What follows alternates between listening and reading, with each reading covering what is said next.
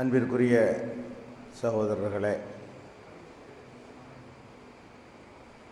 மாவட்டம் தோறும் சத்திய பிரச்சாரத்தை முழங்கி வருகின்ற நீங்கள் எந்தெந்த விஷயங்களில் கவனம் செலுத்த வேண்டும், எப்படி நம்முடைய நடவடிக்கைகளை அமைத்து கொள்ள வேண்டும் என்பதை தெளிவுபடுத்துவதற்காக இந்த 2 நாள் பயிற்சி பட்டறைக்கு ஏற்பாடு செய்யப்பட்டிருக்கிறது.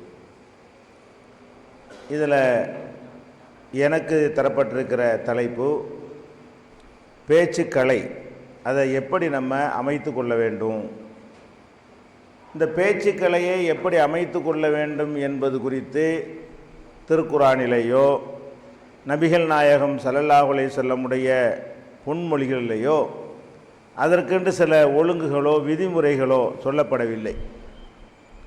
ஒவ்வொருவரும் அவரவர்களுக்கு தெரிந்த வகையில் பேச்சுக்கலையில் இதெல்லாம் அவசியம் என்று அவங்கவுங்க அனுபவ அடிப்படையில் சில நூல்கள் எழுதியிருக்கிறார்கள்.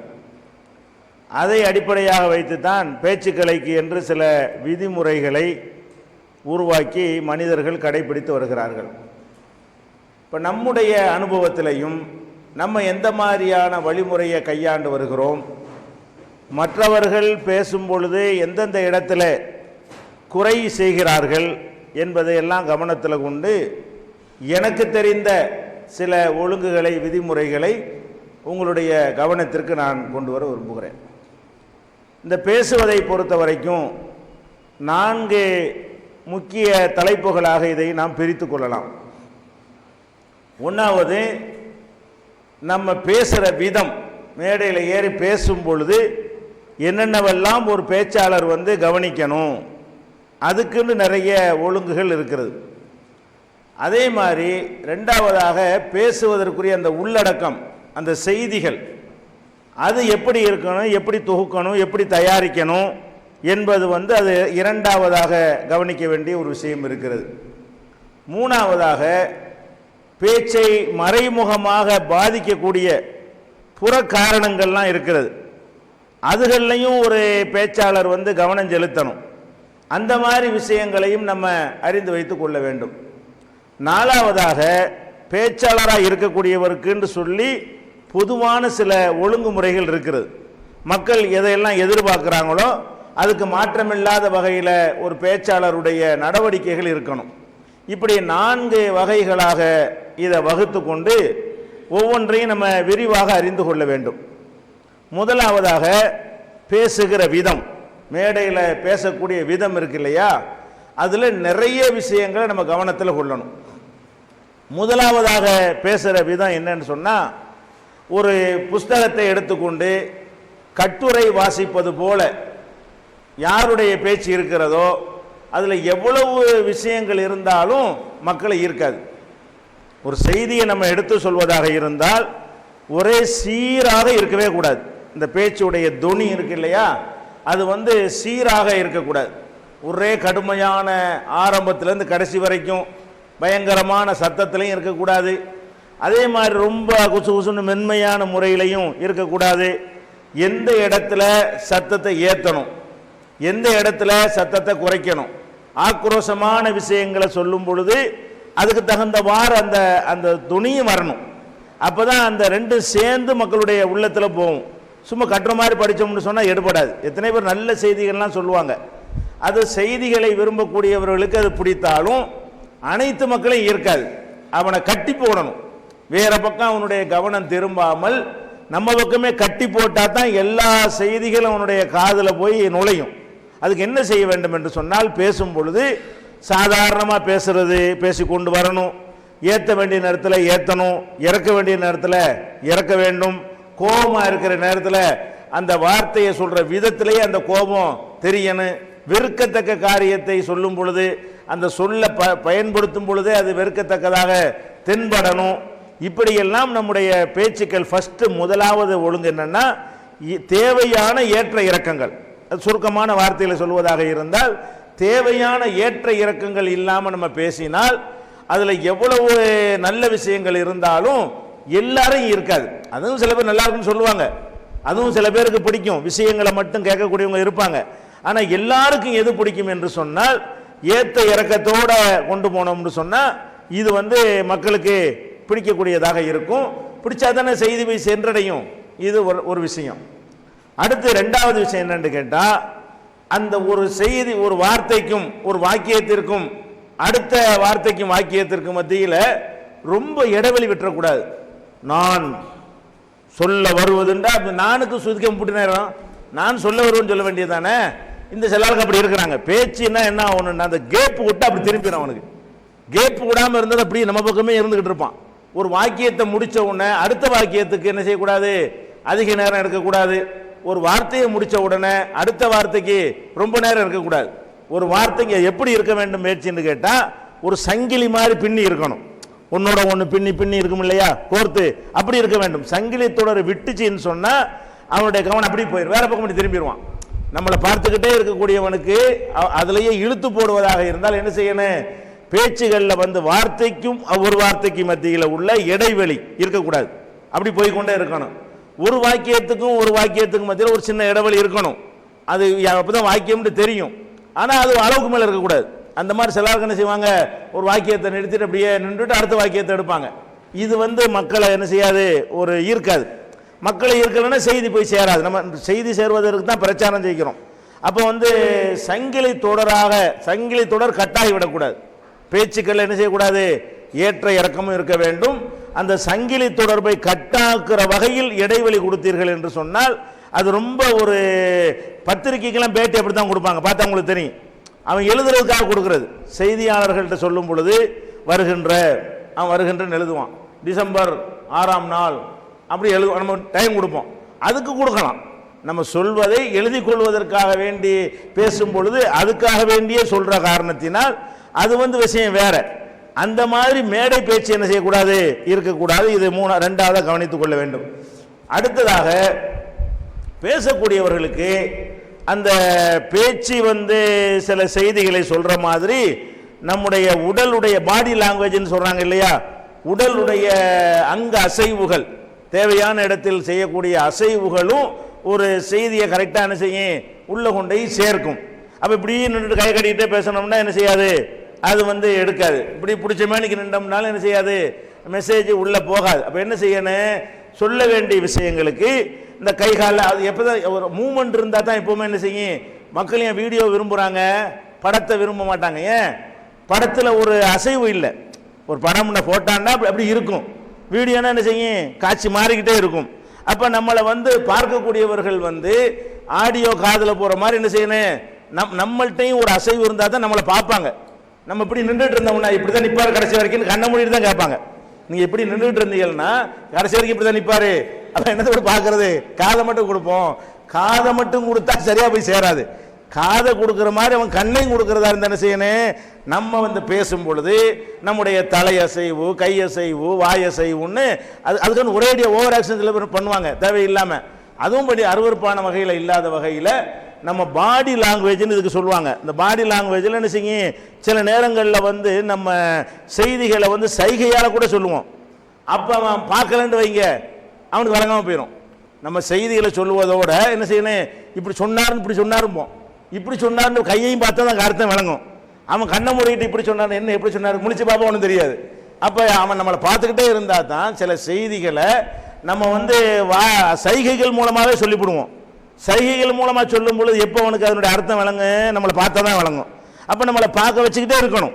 பேசக்கூடியவர்களை நோக்கி எல்லாருடைய பார்வையும் இருக்க வேண்டும் என்று சொன்னால் பேசுகிறவங்க என்ன செய்யக்கூடாது, அவர் பிடிச்சி வச்ச ஒரு சிலை மாதிரி இருந்து விடாமல் அவர்கள் தேவையான இடங்கள்ல என்ன செய்யணும், வாயசைவு, தலையசைவு, உடல் அசைவு, கை அசைவுகள்லாம் என்ன செய்யணும், எவ்வளோ இவ்வளோதான் தெரிய போகுது. இதுக்கு உள்ள விஷயங்கள்ல அந்த பாடி லாங்குவேஜ்னு சொல்லுவாங்க வழங்குதா. அந்த உடல் அசைவுகள் வந்து தேவையான அளவில் என்ன செய்யணும், பாடியும் ஒரு லாங்குவேஜ் தான். அது அந்த உடல் வாயினால் உள்ளது மட்டும் லாங்குவேஜ் கிடையாது, இது கூட ஒரு மொழின்னு சொல்கிறாங்க. அப்போ ஊமைகள்லாம் கூட செவிடர்கள்லாம் கூட புரிஞ்சுக்கிறாங்க பார்த்தீங்களா, சில செய்கைகளை வச்சு, அது ஒரு மொழி தான், அதனால அது பாடி லாங்குவேஜ். அப்போ அதுலேயும் நம்ம கவனம் செலுத்த வேண்டும். பேசும்பொழுது சும்மா அப்படி நின்றுட்டு இருந்தே எவ்வளோ நல்ல விஷயம் சொன்னாலும் மக்களை ஈர்க்காது. அடுத்ததாக வந்து பேசும் பொழுது மக்களை பார்க்கணும். இப்படி வச்சுட்டு இன்னும் ஆக்ரோஷம் பேசினாலும் இப்படி குனிஞ்சிட்டே பேசினீங்க எடுக்குமா, நீங்கள் அவனை பார்க்க அவன் உங்களை பார்க்க போகிறான், மக்களை என்ன செய்யணும், நேர பார்த்து பேச வேண்டும், பரவலாகவும் பார்க்க வேண்டும். இப்படி ஒரு பக்கமே பார்த்துட்டு இருக்கக்கூடாது. எல்லா பக்கம் இந்த பக்கம் மக்கள் இருப்பாங்க, இந்த பக்கம் மக்கள் இருப்பாங்க. எல்லா பக்கம் மக்களை பார்க்கும்போது என்ன செய்யும், மக்கள் வந்து நமக்கு சொல்றாங்கன்னு நினைக்குவான். இப்படியே ஒரு பக்கம் நின்று வைங்க, நமக்கு உள்ளது இல்லைன்றுங்கிட்டு ரெண்டு செய்தாலும் நினைச்சிருவாங்க. அப்ப என்ன செய்யணும், எந்த அளவுக்கு உங்களுக்கு மக்கள் இருக்கிறார்களோ எல்லா பக்கமும் உங்களுடைய தலையை என்ன செய்யணும், கவனத்தை கொண்டு போக வேண்டும். அப்ப இந்த மாதிரியான விஷயம் நிறைய பேர் கவனிக்கிறது இல்லை. வீணு பேசிக்கிட்டே இருந்தாங்கன்னா அது வந்து வேலை இல்லை. நீங்க உட்கார்ந்து பேசினாலும் நின்று பேசினாலும் பார்வை என்ன செய்யணும், யாரெல்லாம் உங்களுடைய இலக்காக இருக்கிறார்களோ அவங்களையெல்லாம் நோக்கி அது திரும்பணும். ஒரேடியாக இப்படி திரும்பிட்டு இருக்கக்கூடாது. ஒரு செய்தி இங்கே, ஒரு செய்தி அங்கே, ஒரு செய்தி இங்கே, அப்படி என்ன செய்யணும், மாறி மாறி கூட செய்து கொள்ளலாம். அனைவரையும் பார்க்க வேண்டும், பார்க்க வேண்டும். அது எப்படி பார்க்கணும், அனைத்து பக்கமும் உங்களுடைய பார்வைகள் சுழன்று கொண்டே இருக்க வேண்டும். அப்பதான் ரெண்டு பேர் ஒன்றுக்கு ஒன்று ஈர்க்கப்படுவாங்க. அவங்களால நீங்க ஈர்க்கப்படுவீங்க, உங்களால அவங்க ஈர்க்கப்படுவாங்க. செய்தி கரெக்டாக போய் மக்களுக்கு சென்றடையும். இது ஒரு நிறைய பேர் கவனிக்க மாட்டேங்கிறாங்க. அடுத்து வந்து பேசும் பொழுது நமக்கு தெரிந்ததையெல்லாம் பேசிவிடக்கூடாது. அது ஒரு நிறைய பேர் என்ன இருக்கு, என்னென்ன அந்த ஒரு தலைப்புன்னு கொடுப்பாங்க, அந்த தலைப்புக்குள்ள அது வருதான்னு பார்க்கணும். அது வராமல் என்ன செய்யறது, இப்போ பேசிட்டு ஒரு யாவும் வருமா, இதையும் சொல்லுவோமே அப்படின்லாம் சில பேர் இருக்கிறாங்க. இது இந்த இடத்துக்கு தேவையா, நமக்கு தலைப்புல வருமா, அப்படியெல்லாம் பார்க்காம என்ன செய்யக்கூடாது, தெரிஞ்சதெல்லாம் பேசவே கூடாது. பேசும் பொழுது தெரிந்ததை அனைத்தையும் பேசிவிடாமல் தேவையானதை பேசணும். அதை கவனத்தில் வச்சுக்கிறேன். இது பற்றி நம்ம அந்த ப்ரிப்பேர் பண்ணுவது அந்த ரெண்டாவது தலைப்பு இருக்கு இல்லையா, அதில் கூடுதலாக சொல்லிக்கிடுவோம். அடுத்து வந்து பேசும் பொழுது சில விஷயங்கள் வந்து எல்லாருக்கும் தெரிஞ்ச விஷயங்களா இருக்கும். நம்ம சொல்ற சில விஷயங்கள் வந்து சிலருக்கு தெரிஞ்சிருக்கும், சிலருக்கு தெரியாது. இன்னும் சில விஷயங்கள் வந்து இவருக்கு தான் தெரியும், பேசுறவருக்கு தான் தெரியும். அவர் வந்து என்ன நினைக்கணும்னு கேட்டா, கடைசி நிலையில் இருக்கிறார் பாருங்க, அவருக்கும் தெரியுதான்னு பார்க்கணும். அப்படி பார்த்து தான் அந்த வார்த்தைகளை வந்து பயன்படுத்தணும். நம்ம எப்படி பார்க்கணும் என்றால், பேசும் பொழுது இவருக்கு தெரியும் இல்லையா. இப்போ உதாரணமா ஒரு புதுசா ஒரு சம்பவம் நடந்திருக்கிறது. இப்போ கூடங்குளத்தில் அந்த அணுமின் நிலைய மேட்டர் இருக்குன்னு வைங்களேன். இது கூடங்குளம் அணுமின் நிலையம் உங்க எல்லாருக்குமே தெரியும். இதை வச்சு பேசும்பொழுது கூடங்குளம் அணுமின் நிலையம்னு சொல்லிட்டாலே உங்களுக்கு விளங்கிக்கணும். ஏன், இது அனைவருக்கும் தெரிஞ்ச ஒரு பரவலான ஒரு நியூஸாக பார்க்கப்பட்டிருக்கிறது. இந்த கூடங்குளம் அணுமின் நிலையத்துக்கு எதிராக ஒரு ஆள் போராடிட்டு இருக்காரு, முக்கியமான ஒரு ஆள். இது வந்து எல்லாருக்கும் தெரியாது. ஒரு ஆள், முக்கியமான ஒரு ஆள் பேர், தனிநபர் பேரை வந்து எல்லாரும் தெரிஞ்சுக்கிற மாட்டாங்க. அப்போ போய்கிட்டு இருக்கும். உதாரணமா என்ன செய்யறது, இந்த உதயகுமார் மாதிரி நீங்க இருக்கக்கூடாதுன்னு சொன்னு வைங்களேன். உதயகுமார்னு ஒருத்தர் தான் பண்ணிட்டு இருக்கிறான், அதுல நின்று கொண்டு. இந்த உதயகுமாருங்கிற எத்தனை பேருக்கு தெரியும்? எல்லாருக்கும் தெரியாது. நீங்கள் உதயகுமார் போல இருக்கக்கூடாதுன்னு சொன்னீங்கன்னு வைங்க. நீங்க என்ன நினைச்சிட்டு சொல்றீங்க, நம்ம தெரிஞ்சு வச்சுக்கிற மாதிரி உதயகுமார் எல்லாரும் தெரிஞ்சிருக்காங்கன்னு நினைக்கிறீங்க. எல்லாருக்கும் தெரியாது. ஒரு பொதுமக்கள் மத்தியில் நீங்க பேசுனீங்க என்று சொன்னா உதயகுமாருக்கு விளக்கத்தையும் சொல்லிட்டு தான் சொல்லணும். இந்த கூடங்குளத்தில் மின் வச்சிருக்காங்களே, அது எதிர்த்து நிற்கிறானே, அவனை மாதிரி ஆகாதீங்க என்று சொன்னா தான் அது அவனுக்கு விளங்கும். நீங்க ஏதோ உங்களுக்கு தெரிஞ்சதுனால அது எல்லாருக்கும் தெரிஞ்சிருக்கும்னு சொல்லி மூடலா சொல்லிட்டு போனீங்கன்னு வைங்க, தெளிவற்று சொன்னீங்கன்னு வைங்க, அதனோட பயன் இருக்காது. என்னமோ ஒன்று சொன்னாரு, ஏதோ உதயகுமார் இருக்கக்கூடாதுன்னு சொன்னாரு அப்படின்னா என்ன தெரியாது. அது இஸ்லாமிய வரலாறுல கூட சில பெயர்கள் வந்து மக்களுக்கு அறிந்த பெயர்களாக இருக்கும், சில பெயர்கள் வந்து அறியாத பெயர்களாக இருக்கும், சில தகவல்கள் வந்து அனைவருக்கும் தெரிஞ்ச தகவலாக இருக்கும், சில தகவல் வந்து ரொம்ப ரேராக, குறைவாக, அரிதாக பயன்படுத்தக்கூடிய தகவல்களாக இருக்கும். அந்த மாதிரி செய்தி நீங்க சொல்லும் பொழுது, மேற்கோளாக எடுத்துக்காட்டா சொல்லிக்கிட்டு போகும் பொழுது அது எல்லாருக்கும் புரியுமான்னு நீங்க பார்க்கணும். புரியலைன்னா விலைக்கு சொல்லிவிடணும். மேற்கோளா காட்டக்கூடிய என்ன செய்யணும், ஒரு உஹது போர் எல்லாருக்கும் தெரிகிறது, பத்ரு போர் எல்லாருக்கும் தெரிகிறது. அப்ப உஹது போர் பத்ரு போர்னு சொன்னாலே அதுக்கு விளக்கம் கொடுக்க வேண்டியதில்லை. ஒரு முஸ்லீம் மட்டத்தில் போய் கொண்டு உஹது போர் என்று சொல்லி அந்த வார்த்தையை பயன்படுத்துறீங்கன்னு வைங்க, உஹது போர்னா என்னென்னு விளக்கம் கொடுக்கணுமா? விளக்கம் கொடுக்க தேவையில்லைங்க, எல்லா முஸ்லீமுக்கும் தெரியும். பத்ரு போர்னு சொல்றீங்க, இதை பத்தி ஏதாவது விளக்கம் கொடுக்கணுமானா கொடுக்க வேண்டியது இல்லை. ஆனா நீங்க கேள்விப்படாத ஒரு போரா இருக்குன்னு வைங்க, நீங்களே நேத்தான் படிச்சிருக்கிறீங்க, அப்பதான் இப்படி ஒரு போர் நடந்திருக்கா இஸ்லாத்துல அப்படி நினைச்சுக்கிட்டு அது போய் மக்கள்கிட்ட பேசும்போது சொன்னா விளங்குமா? விளங்காது. அந்த போரை நீங்க சொன்னீங்கன்னா, நீங்க கேள்விப்படாத புதுசான ஒரு விஷயமாக இருந்தால் அதை சொல்லும் போதே அதனுடைய விளக்கத்தையும் சேர்த்து சொல்லணும். முட்டையா பதில் போர் உகது போர்னு மேற்கோள் காட்டின மாதிரி சொல்லி விடாமல், இது விளங்குமா அவனுக்கு, நமக்கு நேத்தானே தெரிஞ்சுக்கிட்டோம், நம்மளே போன வாரம் தான் தெரிஞ்சோம், இது போய் எல்லா மக்கள்கிட்டையும் போய் சொன்னோம்னு சொன்னா அவனுக்கு என்ன புரியும் அப்படிங்கிற இதை சொல்லும்போது என்ன செய்யணும், அந்த போர் என்ன, யாருக்கு நடந்துச்சு, அது எப்போ நடந்துச்சு என்பதை சேர்த்து சொல்லி அதை குறிப்பிட வேண்டும். இப்படி எந்த ஒரு சம்பவத்தை நம்ம சொல்வதாக இருந்தாலும் ஒரு செய்தியை சொல்வதாக இருந்தாலும் உலக நடப்பை சொல்வதாக இருந்தாலும் அதில் பயன்படுத்துகிற ஒவ்வொரு சொல்லும் எல்லாருக்கும் தெரிஞ்சிருக்குதான்னு பார்க்கணும். ஒரு பாதி பேருக்கு தெரியாட்டா கூட நீங்கள் விளக்கிடணும். ஏன்? அவன் தான் நம்முடைய நோக்கம். நம்முடைய நோக்கம் யார்? தெரிஞ்சவன் நோக்கம் கிடையாது. தெரியாத மக்களுக்கு தெரிய வைப்பதுதான் நம்முடைய நோக்கமாக இருக்கிறதுனால நமக்கு தெரிஞ்சுங்கிறதுக்காக வேண்டி சில ஆளுக்கு பேசுவாங்க, நமக்கு தான் புரியும், அவருக்கு தான் அது புரியும். அவர் சொன்ன சில விஷயங்கள் மக்களுக்கு புரியாது. அப்போ மக்களுக்கு புரியுதாங்கிற வகையில் ரொம்ப பாமரத்தனமாக என்ன செய்யணும், விளக்க வேண்டும். இதை நமக்கு தெரிஞ்சது அனைவருக்கும் தெரியும் என்று நினைக்கக்கூடாது. இதுக்கு என்ன இது சுருக்கமாக குறிச்சிக்கிறதா இருந்தா, நமக்கு தெரிகிறது அனைவருக்கும் தெரியுமா, தெரியாட்டி தெரிய வச்சுட்டு தான் வரணும், அந்த அந்த டாபிக்கை தாண்டணும். இந்த விஷயத்தில் நம்ம கூடுதலாக கவனம் செலுத்த வேண்டும். அதுபோக சொற்களை பயன்படுத்தும் பொழுது, சாதாரணமாக பேசும் பொழுது நம்ம வார்த்தைகளை முழுங்கி தான் பேசுவோம். ஒருத்தர் உரையாடும் பொழுது என்ன செய்வோம், சாப்பிட்டீர்களான்னு சாப்பிட்டீங்களான்னு கேட்கும்போது நிறைய வார்த்தை காண போயிடும். ஆனால் உரையாடலில் விளங்கிக்கிறோம், நம்ம பேசும்போது என்ன ஆயிரம் புரிந்து கொள்ளும். ஆனால் மேடையில் பேசும் பொழுது சொற்களை என்ன செய்யணும், ஒவ்வொரு சொல்லையும் அழுத்தம் திருத்தமாக சொல்ல வேண்டும். ஒரு வார்த்தையை சொன்னீங்கன்னா, கழுதைன்னு சொன்னீங்கன்னா கழுதைன்னு அவனுக்கு விளங்கணும். கழுதை அப்படின்னா வழங்காது. மருவி குதிரை வாங்கிட்டு வராம்பாங்க. சிலாவது பேசும்போது வச்சுவோம், மதுரைக்கு போய் குதிரை வாங்கிட்டு வரேன் எப்படி சொல்லுவாங்க, மருவி குதிரை வாங்கிட்டு வரோம் இப்படி பேசுவீங்க. சும்மா பேசிட்டு போங்க. மேடையில் பேசலாமா? மேடையில் பேசுனா மதுரைக்கு போய் குதிரை வாங்க போகிறேன்னு சொல்லணும். மருவி குதிரை வாங்க இப்படி இப்படி பேசுறாங்க நிறைய பேர் மேடைகளில் பேசும் பொழுது நபி ஸல்லல்லாஹு சொன்னார்கள், நபிகள் நாயகம் ஸல்லல்லாஹு அலைஹி வஸல்லம் சொன்னார்கள். எப்படி சொல்லணும்? நபிகள் நாயகம் ஸல்லல்லாஹு அலைஹி வஸல்லம் சொன்னார்கள் அப்படின்னு சொல்லாம நபி ஸல்லல்லாஹு சொன்னார்கள், என்னமோ சொன்னார், என்ன சொன்னார் அப்படின்னு கேட்பாங்க மக்கள். ஏன்னா மைக் வழியாக கேட்கக்கூடிய நேரத்தில் என்ன செய்யாது, சரியா விளங்காது. ஒரு வார்த்தையை கரெக்டாக சொல்லணும். அது அனைத்து எழுத்தும் அதில் என்ன இருக்குன்னு இருக்க வேண்டும். மதுரைன்னா மதுரைன்னு அவனுக்கு விளங்க வேண்டும், குதிரைன்னா குதிரைன்னு விளங்க வேண்டும். நபிகள் நாயகம் ஸல்லல்லாஹு அலைஹி வஸல்லம் சொன்னார்கள்னு சொன்னா இப்படி தான் அவனுக்கு விளங்க வேண்டும். இப்படி விளங்கக்கூடாது. என்ன சொன்னாங்க, இப்படி அரபியும் இப்படி வாசிப்பாங்க, தமிழை இப்படி வாசிப்பாங்க. அப்போ இந்த மாதிரியாக நிறைய பேருடைய பேச்சுக்கள் இருக்கிறதுனால அவருக்கு ஏதோ கரெக்டாக சொல்றன்னு விளங்கிக்கிறாரு, மக்களுக்கு விளங்காது.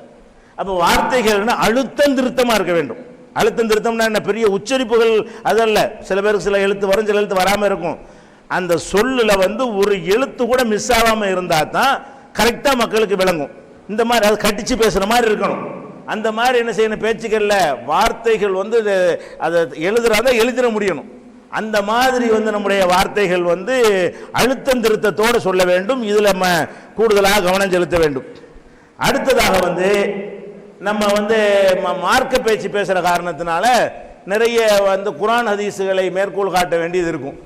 இந்த குர்ஆன் ஹதீஸை மேற்கோள் காட்டும் பொழுது அதை அரபு மூலத்தோடு சொல்லுவது ஒரு எஃபெக்டாக இருக்கும். எப்போதுமே ஒரு ஆதாரத்தை சொல்லும் பொழுது சும்மா தமிழ்லே சொல்லிட்டு போகாமல் அரபு மூலத்தோடு சொன்னால் என்னவா இருக்கும், ஒரு ஈர்க்கும். அது ஒரு ஹதீஸை சொன்னாலும் மூலத்தை வாசித்து, குர்ஆன் வசனத்தை சொன்னாலும் மூலத்தை வாசித்து சொன்னால் எஃபெக்டாக இருக்கும்.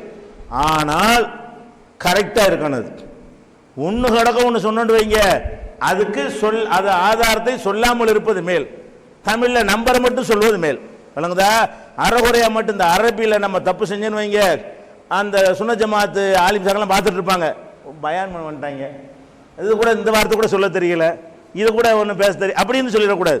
அப்போ நீங்கள் அரபு மொழியில் எதையாவது நீங்கள் பயன்படுத்தினால் சிறப்பு. அதை நீங்கள் தகுதியை வளர்த்து கொள்ளுங்கள். தெரிஞ்சவங்கள்ட்ட சொல்லி உச்சரிப்பை திருத்தி, நான் வாசிக்கிறது சரிதானா, இந்த மாதிரி தானா, கரெக்டா, இது வார்த்தை விடுபட்டு இருக்குதா. இன்னும் நம்ம பெரிய பேச்சாளர்கள் சொல்லக்கூடிய குல் ஹுவல்லாஹு அஹதுங்கிறத குல்ஃபு அல்லாஹு அஹதுங்கிறாங்க. குல்ஃபு ஹூங்கு ஃபூக்கு என்னது, சில வார்த்தைகள் வராட்டி பரவாயில்லை. நான் சொல்லக்கூடிய யாருன்னா இந்த பாக்குன்னு ஒரு ஆள் குல்ஃபு அல்லாஹு இன்னைக்கு வரைக்கும் குல்ஃபு அல்லாஹு அஹதுங்கிறார். அது ஹூவா இருக்காங்க. இதை ஒருத்தன் பார்த்தான்னு வைங்க, இன்னொன்று ஒரு விவரம் இல்லை இவனுக்கு நினைப்பானா இல்லையா? சாதாரண மக்கள் குர்ஆன் ஓதுறவங்க நினைச்சா கூட என்ன செய்வாங்க, அப்ப உங்களுக்கு சரி சொல்லாம இருந்திருக்காது, அது தமிழ்ல சொல்லுங்க. 113வது வசனம் அத்தியாயம்னு சொல்லிட்டு போங்க, வசன நம்பரை சொல்லிட்டு போங்க, தமிழ் அப்படி மொழிபெயர்த்து அர்த்தத்தை மட்டும் சொல்லிட்டு போங்க. அரபி சொல்வதாக இருந்தால் சிறந்தது. அதை நீங்க உருவாக்கிக்கிறங்க. உங்களுக்கு அந்த உச்சரிப்புகளை எல்லாத்தையும் உருவாக்காட்டால் எதை நீங்கள் எடுத்து வைக்க போறீங்களோ, நான் உச்சரிப்பு கரெக்டாக இருக்கா, நான் வாசிக்கிறவங்க செக் பண்ணி பாருங்க, கரெக்டுன்னு சொல்லி 4 பேர்கிட்ட கேட்டுக்கிட்டு அப்படி தயார் பண்ணிக்கிறங்க. அது முடியலைங்கிறதுனால அதுக்கான பேசாமல் இருக்க அவசியம் கிடையாது. நமக்கு சரியாக வரல, இதில் நம்ம கொஞ்சம் விவரம் பத்தலை, நமக்கு நாக்கு வரமாட்டேங்குது அப்படின்னு நினைத்தீர்களே, ஆனால் அதை தவிர்த்து விடுங்கள். அரபு மொழியில் ஒன்று வரக்க ஒன்று மட்டும் சொல்லிடாதீங்க. சொன்னால் கரெக்டாக சொல்லுங்க, இல்லாட்டி தமிழில் மட்டும் சொன்னால் போதும். வணங்குதா? தமிழில் மட்டும் சொல்லி குரானுக்கு நம்பர் சொல்லிட்டு போயிடலாம். ஹதீஸுக்கு இப்போ நம்பர் சொல்லலாம். எல்லா புக்குகளும் வந்துருச்சு. ஹதீஸில் உள்ள தமிழாக்கத்தை பார்த்து என்ன செய்யலாம், அந்த நம்பரை சொல்லிட்டு போய்விடலாம். அதில் ரொம்ப கவனமாக இருக்க வேண்டும். அடுத்ததாக முடிஞ்ச அளவுக்கு குறிப்பு இல்லாமல் பேச வேண்டும். இந்த மாதிரி கிளாஸ் நடத்துறதுக்கெல்லாம் குறிப்பு வச்சுக்கணும். ஏன்னா நம்பர் நோட் பண்ணுவதற்காக வேண்டி அதெல்லாம் பேப்பரை வச்சு தான் சொல்லுவாங்க கிளாஸ் நடத்தும் போது.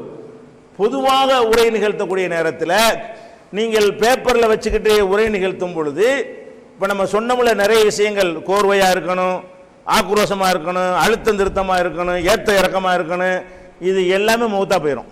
பேப்பர் இப்படி பார்த்துட்டு அதில் போயிருமா, சங்கிலித்தூர் கட்டாயிருமா இல்லையா? நீங்கள் பேப்பரை பார்த்து பேசினாலேயே அந்த அவனுக்கு என்னவாயிரும், அவன் ஒரு கட்டாவது பற்றிலா நீங்கள் பேசிகிட்டு இருக்கும்போது அது கண்ணாடி வேற விழுந்துருச்சுன்னு வைங்க, பிரச்சனையாக போயிடும். இப்படிங்கிறதுக்குள்ள அவன் வேற பக்கம் போயிடுவான். அப்போ முடிஞ்ச அளவுக்கு என்ன செய்யணும்னு கேட்டால், குறிப்பு இல்லாமல், இன்னொன்று சொன்ன குறிப்பு வச்சு பழவிட்டதுனால தான் அது எல்லாருக்கும் தேவைப்படுகிறதுங்க. மனிதன் எப்படி நம்ம இருக்கிறோம் என்று கேட்டால், நமக்கு அல்லாஹ் கொடுத்துருக்கிற அந்த மூளை இருக்கு இல்லையா, அதில் 1% கூட நம்ம யாருமே யூஸ் பண்ணலை. இன்னும் 99% அதுக்கு பவர் அதிகம், ஆற்றல் இருக்கிறது. நம்ம எப்படி அதுக்கு ட்ரைனிங் கொடுக்குறோமோ அப்படி அது பழகி கொள்கிறது. இப்போ அந்த காலத்துலலாம் பார்த்தீங்கன்னா டெலிஃபோன் நம்பர்லாம் இருக்கு இல்லையா, அப்போ லேண்ட்லைனை போல எல்லாருமே ஒவ்வொருத்தருக்கும் அந்த லேண்ட்லைனை கரெக்டாக மனப்பாடம் பண்ணி சொல்லுவாங்க. உங்கள் நம்பர் என்னடா என்ன செய்வான், 100 நம்பரை யாவும் வச்சுருப்பான். அவருக்கு அப்துல் கார் நம்பர் என்ன, இப்ராஹிம் ஷா நம்பர் என்ன, முஸ்தபா நம்பர் என்ன, மூசா நம்பர் என்னன்னு கேட்டோம்னா பட்டுன்னு சொன்னோம். நம்மளே சொல்லியிருக்கிறோம். ஒரு 10 ஆண்டுகளுக்கு முன்னாடி எந்த நம்பரை கேட்டாலும் சொல்லுவோம். இப்போ நம்ம நம்பர் கேட்டால் நமக்கு தெரியாது. உங்கள் ஃபோன் நம்பர் என்னன்னு கேட்டால் இதுக்கே பார்த்து சொல்கிறேன். ஏன் எப்போ நீங்கள் பார்த்து சொல்கிறேன்ட்டு ஒரு இடத்துல ஸ்டோர் பண்ணிட்டீங்களோ, இங்கே பண்ணலையோ வராது. நீங்கள் ஸ்டோர் பண்ணாமல் பழகிற காலத்தில் என்ன செஞ்சாங்க, அந்த நம்பர்களை எல்லாம் வாயினால தானே சொன்னாங்க. இந்த நம்பர்களை எல்லாம் நினைவில் வைத்து கொண்டு தானே சொன்னாங்க. அவ்வளோ எத்தனை நம்பர் மெமரியில் வச்சுருந்தோம். இன்னைக்கு ஒரு நம்பர் யாருக்கும் மெமரி இல்லை. அவன் நம்பர் அவனுக்கு, எனக்கு என் நம்பர் தெரியாது.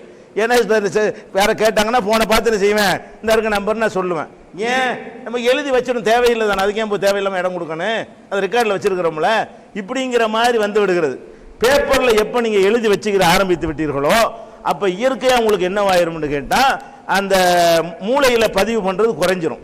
நம்ம தான் இருக்குல்ல மறை எதை போய் பதிவு பண்ணணும், வேற ஒரு பதிவு பண்ணிக்கிட்டோம்ல அப்படின்னு நினைத்து விடுவீர்கள். அப்போ நீங்கள் பண்ணவே மாட்டேன்ற ஒரு நெருக்கடியை உண்டாக்குனீங்கன்னு சொன்னால் அப்படியே மனசில் நிற்கும். எப்படி அதை மனசில் நினைவு கொண்டு வருவது என்பது நான் 2வது தலைப்பில் சொல்கிறேன். ஆனால் நினைவு கொண்டு வர முடியும். அதுக்குன்னு சில ஃபார்முலாக்களை கடைபிடிச்சோம்னு சொன்னால் எவ்வளோ விஷயங்களை வேண்டாலும் யாபத்தில் வச்சு என்ன செய்ய முடியும், சொல்ல முடியும். அப்போ அந்த முடிஞ்ச அளவுக்கு நீங்கள் என்ன கேட்டால், மனிதன் என்ன செய்கிறான்னா, இப்போ நீங்கள் கம்ப்யூட்டர் அறிவு உள்ளவங்களும் உங்களுக்கு தெரியும். கம்ப்யூட்டர் உள்ளேயே மெமரியிலேயே இருக்க ஒரு ஃபைலை ஓப்பன் பண்ணுறோன்னு வைங்க, சீக்கிரமாக ஓப்பன் ஆயிரும். அதை எக்ஸ்டர்னல் டிரைவ்லேருந்து ஓப்பன் பண்ணிங்கன்னு வைங்க, சிடிலேருந்து பண்ணிங்கன்னு வைங்க, வெளியேருந்து பண்ணிங்கன்னு வைங்க, அது கொஞ்சம் சுலவாகும், கொஞ்சம் வித்தியாசமாகும், கொஞ்சம் லேட் ஆகும். அது ரொம்ப வித்தியாசம் தெரியாது, கொஞ்சம் லேட்டாக தான் ஆகும். வெளியிலேருந்து மெமரி எடுக்கக்கூடிய நேரத்தில் பொதுவாக என்னவாயிரும், லேட் ஆகிவிடும். இங்கேருந்து எடுத்து போட்டால் சரசரன்னு வந்துக்கிட்டே இருக்கும், வர்றதுக்கும் போடுறதும் கரெக்டாக இருக்கும். என்ன வேகத்தில் மூளையிலேருந்து வருகிறதோ அந்த வேகத்தில் அது வெளியே போய்கொண்டே இருக்கும். நீங்கள் வெளியேருந்து எடுக்கணும்னு இப்படி பார்த்துக்குன்னு சொல்லும் பொழுது, அப்போ இது எக்ஸ்டர்னல் சிடியிலேருந்து ஃபைலை படிக்கிற மாதிரி ஒரு அமைப்பில் ஒடியாந்துருது. அதனால நமக்கு அந்த வேகம் குறைஞ்சி போய்விடும், உணர்ச்சியும் போய்விடும். அந்த உணர்ச்சிங்கிறது இந்த தொடர்ச்சியாக கண்டினியூவாக இருந்தால் தான் உணர்ச்சி இருக்கும். நம்ம என்ன செய்யறோம், அப்படி பார்த்துட்டே இருக்கிறோமா, பார்த்துக்கிட்டு இருக்கிறோமா, இப்படி புரிஞ்சவொன்னே என்ன ஆயிரும், அந்த தொடர்ச்சி போயிடும். என்ன மாதிரி நம்ம கொண்டு வந்தோமோ அந்த நிலைமைக்கு நமக்கு வர முடியாது, செயற்கையாக தான் முடிச்சு கத்த வேண்டியிருக்கும்.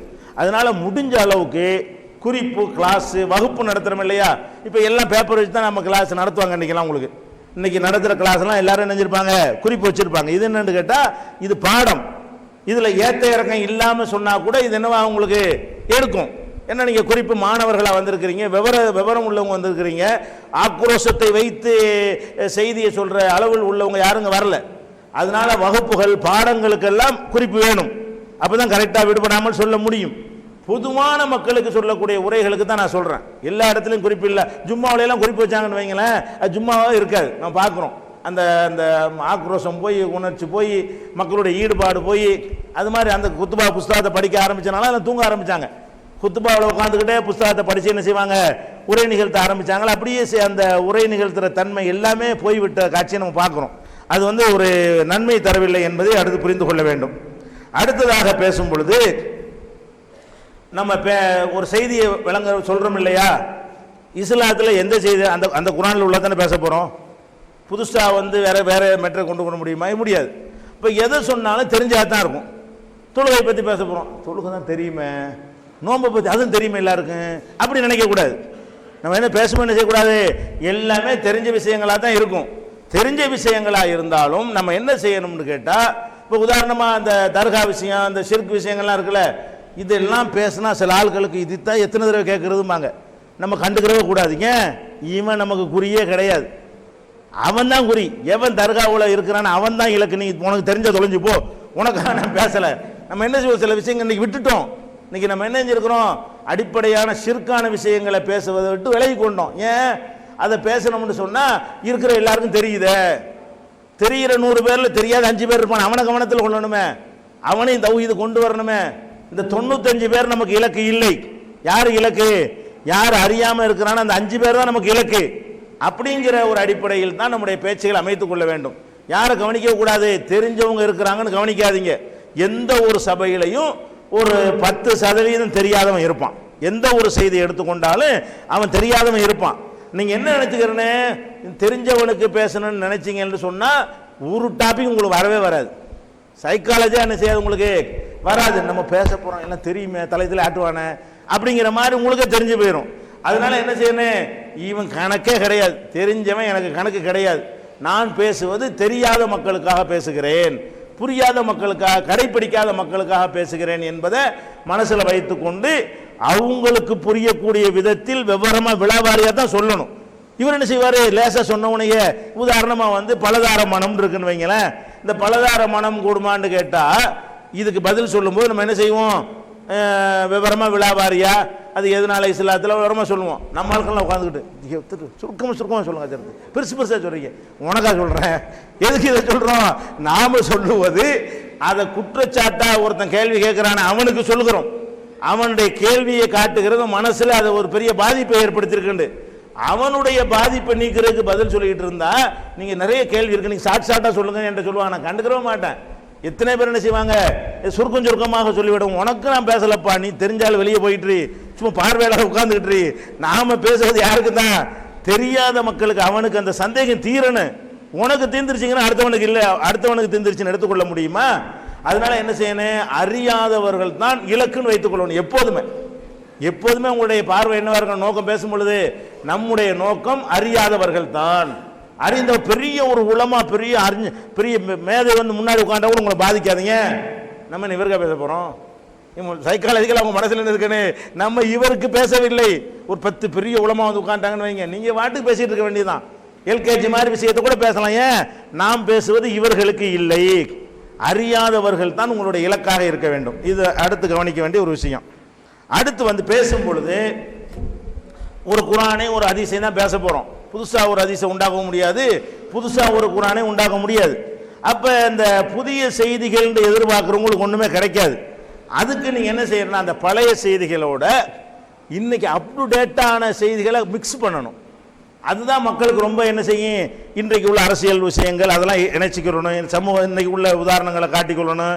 இப்போ புதுசாக ஒரு நவீன கண்டுபிடிச்சான்னு வைங்க, அதை கொண்டாந்து இதில் மிக்ஸ் பண்ணிக்கிறேன்னு புதிய உலக விஷயங்களை எல்லாம், சமுதாய சம்பந்தப்பட்ட விஷயங்கள்லாம் எடுத்து அதை நம்ம சொல்லக்கூடிய குர்ஆன் அது வசனங்களுக்கு பொருத்தமாக இருக்குமே ஆனால் அதனோடு இணைத்து அதை தொடர்ந்து நீங்கள் சொன்னீர்களே ஆனால் அந்த குர்ஆன் வசனமே ஒரு புது செய்தி அவனு சொல்கிற மாதிரி ஆயிரும், புது நியூஸ் ஆயிரும். அந்த வசனம் அவனுக்கு புதுசாக கேள்விப்பட்டதாக இருந்தாலும் அதை வைத்து இன்றைக்கு நவீன உலகத்தோடு நீங்கள் தொடர்பு படுத்தி பேசும் பொழுது அது ரொம்ப ஈர்க்கக்கூடியதாக இருந்துடும். அதனால உங்களுடைய பேச்சுக்களில் வந்து இப்போ உள்ள விஷயங்கள் ஒன்றாவது வரணும். இன்னைக்கு உள்ள ஒரு செய்தியில் ஒன்று என்ன செய்யணும், ஒரு ஜும்மா பேசுறீங்கன்னா அந்த பேச்சில் வந்து மார்க்கத்தை சொல்லணும். இந்த ஒரு வாரத்தில் நீங்கள் பார்த்த செய்திகள், ஒரு மாசத்தில் பார்த்த செய்திகள் இருக்குமே ஆனால் அதை இதில் சம்மந்தப்படுத்தலாமா, இது இஸ்லாத்துக்கு மேட்ச் ஆகுமா, இந்த இடத்துல இதுக்கு உதாரணம் காட்டலாமா அப்படிங்கிற மாதிரி என்ன செய்யணும், அது நிறைய விஷயங்கள் கிடைக்கும். ஒவ்வொரு செய்தியிலையும் சமூக பார்வை, இஸ்லாமிய பார்வைங்கிற அடிப்படையில் ஒரு நியூஸ் படிக்கணும், பேப்பரை வாங்கணும், சாதாரணமாக நியூஸ்னு ஒன்று படிச்சு போடுங்க. படிச்சுட்டு ரெண்டாவது என்ன செய்யுங்க, அந்த பேப்பரையே இதில் ஒரு இஸ்லாமிய பார்வையாக பார்க்கணும். நம்ம இஸ்லாத்தில் இது என்ன யூஸ் ஆகும் அப்படி படிக்கணும். சமுதாய பார்வை வைத்து கொண்டு படிச்சிங்கன்னு சொன்னால் புதுசாக ஒரு நியூஸ் கிடைக்கும். அந்த நியூஸ்லேயே புதிய ஒரு கோணம் உங்களுக்கு கிடைக்கும். அதையெல்லாம் சேர்த்துக்கிட்டீங்கன்னு சொன்னால் அப்போ மக்களுக்கு என்னவா இருக்கு, அந்த பழைய செய்தி மாதிரி இருக்காது. புதுசாக ஒன்று கண்டுபிடிச்சான்னு வைங்களேன், புதுசாக ஒரு நவீனமாக இந்த ஒரு மெமரி கார்டை கண்டுபிடிச்சிருக்கிறான். இது ஒரு சின்ன ஒரு மெமரி கார்டு இருக்குது. நீங்கள் வந்து அந்த அல்லாஹ் நன்மை தீமைகள்லாம் எழுதி வச்சுக்கிறான், பதிவு செய்கிறாங்கும் போது என்ன செஞ்சு, அந்த காலத்தில் நாங்கள்லாம் சின்ன பிள்ளையா இருக்கும்போது அல்லாஹ் எழுதி வைக்கிறான்டா, எத்தனை டன்னு பேப்பரு, எத்தனை வண்டியில் ஏற்றுறது, இதெல்லாம் முடியுமா அப்படின்னு கேள்வி பண்ணுவாங்க. நாங்கள்லாம் இளைஞர்களாக இருந்த காலத்தில், அந்த காலத்தில் எங்கள் ஊரில் பகுத்துறை பேசக்கூடிய சில ஆளுக்கு இருப்பாங்க, பயங்கரமான கேள்வியாக கேட்பாங்க. ஆமாம், அம்புட்டு பேர் இது எழுதுறதா இருந்தால் எத்தனை பேப்பர் வேணும், எதில் கொண்டு எல்லாம் எழுதி வச்சிருக்கிறான் அப்படிங்கிற மாதிரி நம்ம நினச்சோம். இன்றைக்கி என்னவாச்சு, இவன் சின்ன ஒரு நகை அளவு கூட இல்லை ஒரு மெமரி கார்டு, இதுக்குள்ளே 4 ஜிபிங்கிறான் 8 ஜிபிங்கிறான். அதில் ஒரு லைப்ரரியில் உள்ள புக்குகளை பூரா அதில் கொண்டு என்ன செய்யலாம், டெக்ஸ்ட்டாக உள்ளே அடித்து வச்சுக்கலாம், பதிவு பண்ணி வைத்துக் கொள்ளலாம். அப்போ நம்ம என்ன செய்யணும், இதே உனக்கு முடியுமா அல்லாவுக்கு முடியாதா, இப்படியான மூளையை வச்சுக்கிட்டு நீ கண்டுபிடிச்ச இந்த ஒரு பொருளுக்குள்ளே ஒரு பெரிய நூலகத்தையே கொண்டு அடக்கலாம் என்று சொன்னால், ஏன்டா அல்லாவுக்கு வந்து எழுதுறதா மை தான் வேணுமா, பேப்பர் தான் வேணுமா, இந்த ரெண்டு அல்லாத வேறு எழுது பொருள் இல்லையாண்டு இப்போ இப்படி ஜாயின்ட் பண்ணிங்கன்னு வைங்க. உதாரணத்துக்கு சொல்கிறேன், இப்படி அந்த மாதிரி ஒரு செய்தியை சொல்லும் பொழுது இப்படி இணைத்து சொன்னீங்கன்னா அந்த செய்தி வந்து புதுசு மாதிரி தெரியும். பழைய வசனம் பழைய மெசேஜ் தான், புதுசோட சேர்த்தா என்ன ஆயிரும், அதுவும் புதுசாக போயிருமா இல்லையா, பழைய சட்டைக்கு சாயம் போட்டால் புதுசாக போகுதா இல்லையா, அந்த மாதிரி அமைப்பில் என்ன செய்யணும், கொஞ்சம் புதிய விஷயங்கள் அப் டு டேட்டாக வந்து நீங்கள் சேர்த்துக்கொள்ளணும். அப்போ கொஞ்சம் ஈர்ப்பாக இருக்கும். இது கவனிக்க வேண்டிய ஒரு விஷயம். அடுத்து என்னன்னு கேட்டால், பேசும்பொழுது உதாரணங்கள் பல்சுவை இருக்க வேண்டும். பேசும்போது என்ன செய்யறா, ஒரே ஹார்டாக கரட்டு முரடாகவும் பேசிடக்கூடாது, ஒரே கோமாளித்தனமாகவும் பேசிவிடக்கூடாது. பேச்சுங்கிறதுல என்ன ஒரு சாப்பாடு இருக்குன்னு வைங்களேன், நம்மளே என்ன செய்கிறோம், ஒவ்வொரு நாளைக்கு ஒரு விதமாக சாப்பிட்றோம். ஒரே அரிசி சோறை சாப்பிட்டா கூட அதனுடைய குழம்பு மாத்திரமா இல்லையா, ஒரு நாளைக்கு மீன் குழம்பு, ஒரு நாளைக்கு சாப்பிட்றதுல என்ன செய்கிறோம், கொஞ்சம் சாம்பார் வச்சுக்கிறோம், கொஞ்சம் மீன் குழம்பு வச்சுக்கிறோம், ரசம் வச்சுக்கிறோம், அப்படி ஒரு ஊறுகாய் வச்சுக்கிறோம். அப்படி பல விதங்களில் நம்ம வந்து ஒரு நாள் உணவுக்கு அத்தனை வெரைட்டி வச்சுக்கிறோம். காலையில் ஒரு மாதிரி, மாலையில் ஒரு மாதிரி. பேச்சு வந்து ஆரம்பிச்சிலேருந்து முடிக்கிற வரைக்கும் சிரிப்பாக இருந்துச்சுன்னு வைங்க, அது பேச்சாது, அது பேச்சு கிடையாது. ஆரம்பத்தில் முடிக்கிற வரைக்கும் அப்படி எள்ளு குள்ளு வெடிச்சுன்னு வைங்க, அதுக்கு பேர் பேச்சா, பேச்சு கிடையாது. ஆரம்பத்தில் முடிக்கிற வரைக்கும் இப்படியே சீராக போயிட்டு இருந்துச்சுன்னு வைங்களேன், அதுக்கு பேர் பேச்சா கிடையாது. பேச்சில் என்ன இருக்கணும்னு கேட்டால் பல சுவை இருக்க வேண்டும். பல சுவை என்ன செய்யணும், ஒரு நகைச்சுவையாக சில சொல்லிக்கணும், கொஞ்சம் சிரிப்பு வர்ற மாதிரி, கொஞ்சம் கோபம் வர்ற மாதிரி, கொஞ்சம் உணர்ச்சி வர்ற மாதிரி, கொஞ்சம் சிந்தனைக்கு வேலை கொடுக்குற மாதிரி, கொஞ்சம் ஆச்சரியப்படுற மாதிரி, இப்படி பல விஷயங்கள் இருக்கிறது. அனைத்து அதுக்கெல்லாம் சில உதாரணங்களை போட்டு என்ன செய்யணும், உதாரணங்கள் அது விளக்குவதற்கெல்லாம் சேர்த்து சொன்னீங்கன்னா பார்க்குறதுக்கு கேட்குறதுக்கு ஈர்ப்பாக இருக்கும். செய்திகள் மக்களுக்கு உள்ளத்தில் நல்லா சென்றடையும். பல் சுவை இருக்கிற மாதிரி பார்த்து கொள்ள வேண்டும். பல் சுவை தகுந்த மாதிரி அந்த செய்திகளை சொல்ல வேண்டும். இது ஒரு முக்கியமான கவனிக்க வேண்டிய விஷயம். அடுத்து என்னன்னு கேட்டால், ஒருத்தருக்கு பேசுறதுக்கு நேரம் கொடுத்துருப்பாங்க. அந்த நேரம் வந்து ரொம்ப முக்கியமாக கடைப்பிடிக்கணும். 1 மணி நேரம் கொடுத்தா 1 மணி நேரத்தில் முடிக்கணும். சில ஆளுக்கு பேசுவாங்க, மைக்கு பிடிச்ச உடனே பேசுனா சேராக கிடக்கும், எல்லாம் எந்திரிச்சு போவாங்க.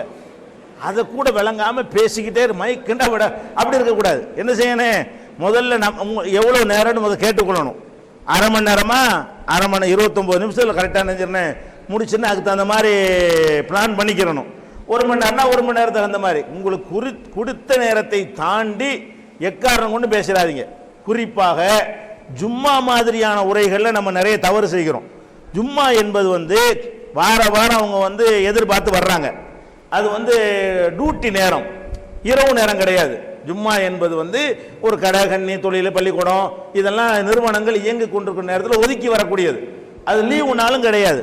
அப்போ ஜும்மா நேரத்தில் 1:30க்கு ஜும்மா முடியும் என்று இருக்குமையானால் நீங்கள் வந்து 1:20க்கு முடிச்சேன்னு வைங்க, 10 நிமிஷம் லேட்டாக வரணும்னு கிடைக்காது. உங்களுடைய உரையின் காரணமாக 1:30க்கு ஜும்மா தொழுகணும். 1 மணி நேரத்துக்கு நீங்கள் பயானம் ஆரம்பிக்கணும். நீங்கள் என்ன செஞ்சீங்க, 1:20க்கு முடிச்சேன்னு வைங்க, 1:20க்கே ஜும்மா தொழுகை ஆரம்பமாயிரும்.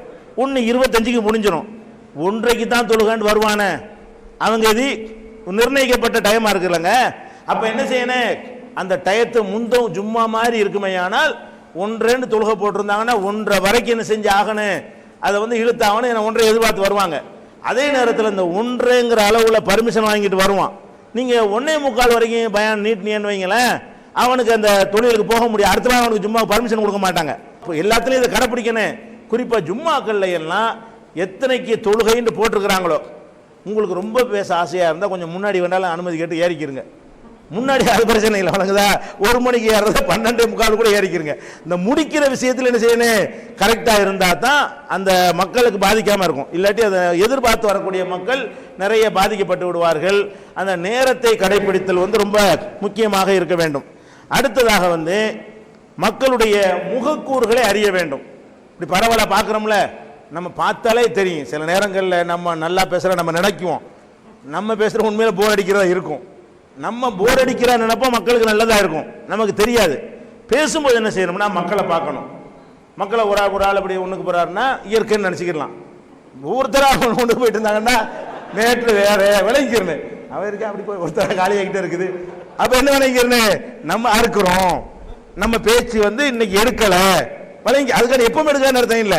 ஒரு நேரத்தில் நம்ம ப்ரிப்பேரேஷன் சரியில்லாமல் இருக்கலாம், நம்ம மூடு சரியில்லாமல் இருக்கலாம். ஏதோ ஒரு காரணத்தினால மக்கள் ஒரு அல்லது என்ன செய்வாங்கன்னு கேட்டால், நான் வேற ஒரு பெரிய பேச்சாளர் பின்னாடி பேச இருப்பார், முந்தின பேச்சாளர் அறுக்கிறாருன்னு வைங்களேன், அவர் முடிக்க வைக்கிறதுக்காக வேண்டி என்ன செய்வாங்க, அவங்க பல செய்கைகள்லாம் காட்டுவாங்க. வேணும்னு பேசும்போது இப்படி எழுதிட்டு இருப்பாங்க, உன் பேச நான் கவனிக்கிறேன்னு காட்டுறாங்க அப்படி. அப்போ மக்களுடைய முகக்கூரை நம்ம அறியணும். பேசும்பொழுது என்ன செய்யணும்னு கேட்டால், மக்கள் வேற ஒரு பேச்சாளர் வெயிட் பண்ணிட்டு இருக்காங்க, இவர் சீக்கிரம் முடிக்கணும்னு சொல்றாங்கன்னா சீக்கிரம் முடிங்கன்னு சொல்ல மாட்டாங்க சபையில். அவங்க என்ன செய்வாங்கன்னா ஏதாவது ஒரு வகையில் அதாவது நமக்கு உணர்த்துற மாதிரி என்ன செய்வாங்க, சில செயல்களை அவங்க செஞ்சுக்கிட்டு இருப்பாங்க. அவங்களுக்குள்ள பேசிகிட்டு இருப்பாங்க, அவங்க குறிப்பு இருக்கிற மாதிரி வேறு நடிச்சிட்டு இருப்பாங்க, எந்திரிச்சு போயிட்டு இருப்பாங்க. நம்ம பார்க்கணும், இதை ஈர்க்கலை, அண்டர்ஸ்டாண்டிங்காக இல்லை, மக்கள்லாம் என்ன இல்லை ஒரு கரெக்டாக கவனிக்க மாட்டேங்கிறாங்கன்னா டக்குன்னு இத்திரன் முடித்து கொடுக்குறேன்னு வழங்குதா, அதான் மரியாதை, அது கவனத்தில் வச்சுக்கணும். அடுத்ததாக ஒரு செய்தியை நம்ம சொல்கிறோம், இது ரொம்ப முக்கியமாக கவனிக்க வேண்டிய விஷயம். ஒரு செய்தியை சொல்லும் பொழுது அது ஒரே ஒரு ஆதாரத்துக்குரிய செய்தியாக இருந்தால் பிரச்சனை இல்லை. ஒரு செய்தியை நம்ம ஒரு ஆதாரத்துக்கு நம்ம சொல்லுவோம், வேற ஒரு கெட்ட கொள்கைக்காரன் என்ன செய்வான்னா அதை வேற ஒரு அர்த்தத்தில் பயன்படுத்திக்கிட்டு இருப்பான், அந்த ஆதாரத்தை காட்டி தவறான வழிக்கு அழைச்சிக்கிட்டு இருப்பான். அந்த இடத்துல அதுக்கு ஒரு கவுண்டரை கொடுத்துட்டு தான் தாண்டணும். இப்போ ஜியாரத்துன்னு இருக்குவீங்களேன், ஜியாரத்து செய்வது சுன்னத்து, நம்ம எல்லாம் ஜியாரத்து செய்ய வேண்டும் அப்படின்னு சொன்னீங்கன்னா அவன் என்ன விளைக்கிறோம், மக்கள்லாம் கபருக்கு போய் தர்காவுக்கு போய் சொல்றான்னு விளங்கிடுவான். அப்படி தானே விளங்கிடுவான். நீங்கள் தௌஹீதாலும் இருக்கக்கூடிய தௌஹீது இல்லாதவன் இருக்கக்கூடிய ஒரு இடத்துல போய்கிட்டு கபரு ஜியாரத்து சுன்னத்து, அதை நம்ம செய்வது பெரிய நன்மையான காரியம்னு மொட்டையாக சொல்லிட்டு போனீங்கன்னா அவன் என்ன விளங்கிடுவான், மும்புட்டுனால இல்லைண்டாங்க, இப்போ கபரு ஜியார சுன்னத்துங்கிறாங்க, தர்காவுக்கு போய் சொல்லிவிட்டார்கள், நாம் அப்படி எடுத்துக்கிறோம். அப்போ இந்த கபரு ஜியாரத்து சுன்னத்துன்னு சொன்னீங்கன்னு சொன்னால் அது கபரு ஜியாரத்துனா என்னன்னு விளங்கிக்கிறங்கன்னு சொல்லி அதை விளக்கி பொதுவான கபருஸ்தானுக்கு போவது தர்காக்களுக்கு போகிறத சொல்லலை, அது கட்டுப்படுத்தாது, அதுக்கு இதுக்கும் சம்மந்தம் இல்லைன்னு சேர்த்து சொல்லணுமே தவிர சும்மா சொல்லிட்டு போனீங்கன்னா அங்கே இருக்கிறதுல கபருக்கு போகிறவன் ஒருத்தன் இருப்பான், அவனுக்கு என்ன புரிஞ்சுக்கிறவான்னா அவனுள்ளே தர்காவுக்கு போகிறதுக்கு அனுமதிச்சு கொடுத்துட்டாங்கன்னு சொல்லி அதை ஒரு மிஸ்யூஸ் பண்ண ஆரம்பிச்சிருவான். மிஸ்யூஸ் பண்ணுற மாதிரியான வகையில் எந்த வாதத்தையும் பயன்படுத்த விடக்கூடாது, இறுக்கி பிடிச்சிடணும். இப்போ உதாரணமாக இப்போ சஹாபாக்களுடைய சிறப்புன்னு பேசுகிறீங்க, சஹாபாக்களுடைய சிறப்பை பேச என்ன செய்வான், சஹாபாக்களை பின்பற்றக்கூடாதுன்றாங்க, சஹாபாக்கள் சிறப்புங்கிறாங்க, அப்படி நினைப்பானா இல்லையா? சஹாபாக்களுக்கு சிறப்பு இருக்க தான் செய்கிறது. அந்த சிறப்புகளை நீங்கள் பேசும்பொழுது என்ன செய்யணும்னா, சஹாபாக்கள் சிறப்புங்கிறது வேறங்க, பின்பற்றது வேற, ரெண்டுக்கு வித்தியாசம் இருக்கு, அதை விளங்கிக்கிறங்கன்னு ஒரு வார்த்தையை வச்சுட்டு தான் நவன்றணும். அப்போ என்ன செய்ய முடியாது, இதை கொண்டு வேற அர்த்தத்துக்கு பயன்படுத்த முடியாது. நீங்கள் சொல்லக்கூடிய ஜிஹாத் இருக்குது, கழுத்தை வெட்டுங்க அப்படி வந்தோன்னு என்ன செய்ய சொல்லிட்டு போனீங்கன்னு வைங்களேன், அந்த இந்த மாதிரி கூட்டம் காணுவோம்ல, இப்போ இந்த ஜிஹாதுங்கிற பேரில் வன்முறையில் ஈடுபடக்கூடிய அவன் என்ன பண்ணுவான், இல்லை அவங்கன்னு சொல்லிட்டாங்க அப்படின்றான், நீங்கள் ஒரு அர்த்தத்தில் சொல்லியிருப்பீங்க. அப்போ அந்த மாதிரி போகிற யுத்தம் வெட்டுறது கொத்துறதுங்கிற மாதிரியான ஆதாரங்களை சொன்னால் சும்மா சொல்லிட்டு உங்களுக்கு தேவையானது சொல்லிட்டு போனீங்கன்னா அவனுக்கு தேவையானதுக்கு அதை பயன்படுத்திக்கிடுவான். அவனுக்கு தேவையானதுக்கு பயன்படுத்தாத வகையில் அந்த இடத்தில் அங்கேயே ஒரு கவுண்டரை கொடுத்து விட வேண்டும்.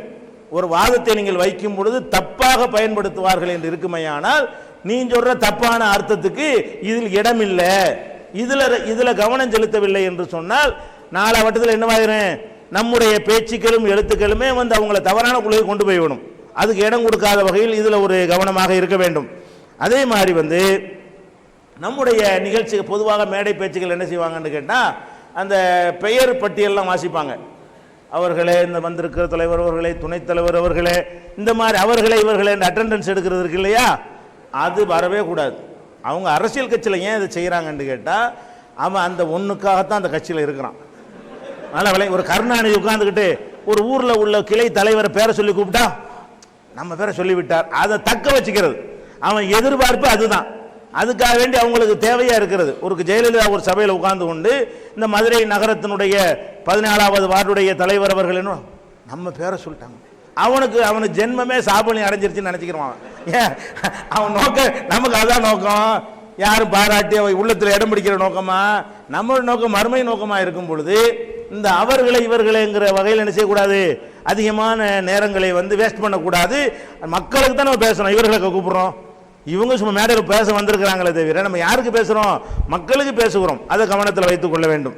அதே மாதிரி எக்காரணம் கொண்டு நம்முடைய பேச்சுக்களில் யாரையும் துதிப்பாடல் இருக்கிற தலைவர்களை, இருக்கிற ஜமாத்தில் உள்ள அறிஞர்களை எல்லாம் புகழ்ந்து பேசக்கூடிய தன்மையை உண்டாக்கிடவே கூடாது.